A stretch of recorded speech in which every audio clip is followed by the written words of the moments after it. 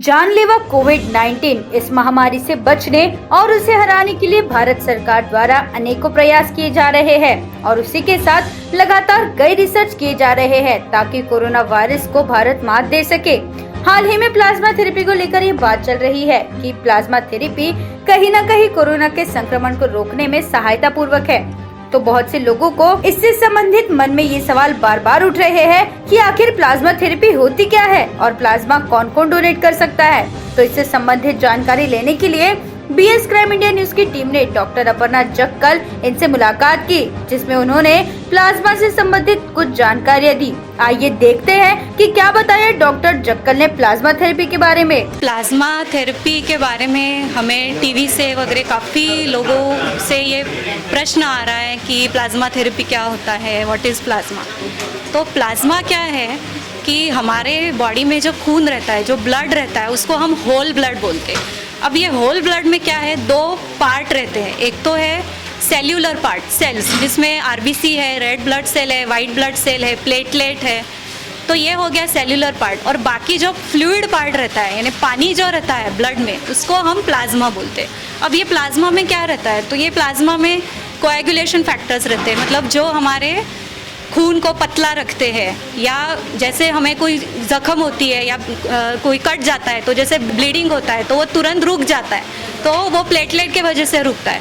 तो ये जो कि कुछ कोएगुलेशन फैक्टर्स है, और उसके अलावा जो एंटीबॉडीज़ रहती है, जो हमारे डिफेंस फैक्टर है, जो हमारे ब्लड में रहते हैं, तो ये सारी चीज़ें हमारी प्लाज्मा में रहती है। अब कोविड-19 पॉजिटिव पेशेंट में क्या होता है कि अगर कोई पेशेंट इन्फेक्ट हो गया है, वायरल एंटीजन जाएगा तो उसके डिफेंस में हमारी बॉडी एंटीबॉडीज़ तैयार करती है। अब जो कोविड-19 से रिकवर्ड पेशेंट है, जो अच्छा हो गया है, जो स्वस्थ हो गया है, अब उसके ब्लड में, उसके प्लाज्मा में ये एंटीबॉडीज़ है, ये हम मान के चलते हैं। और ऐसे पेशेंट जो कोविड-19 से रिकवर हो गए हैं, वो 28 दिन के अंदर अगर अपना ब्लड डोनेट करते हैं और उसका प्लाज्मा हम निकालते हैं, तो वो जो प्लाज्मा है वो हम अभी जो करंट कोविड-19 पॉजिटिव पेशेंट है, जो क्रिटिकली इल है, उसको हम ये दे सकते हैं। तो इसको हम बोलते हैं convulsant plasma therapy.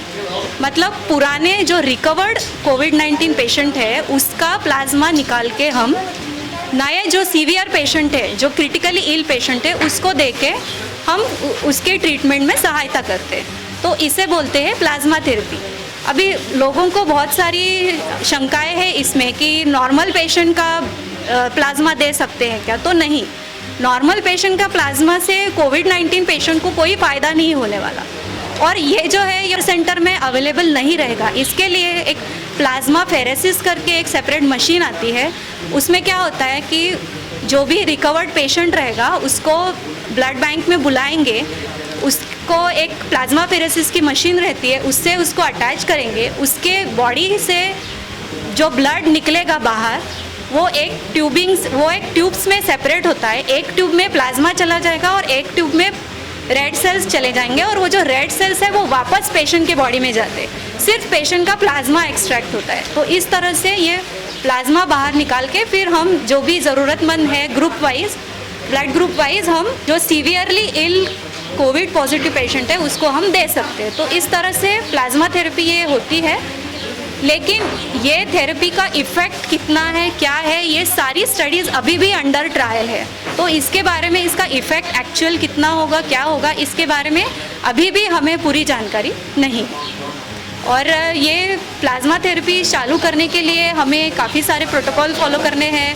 FDA licence चाहिए, प्लाज्मा फेरेसिस का लाइसेंस चाहिए, मशीनरीज चाहिए पूरी।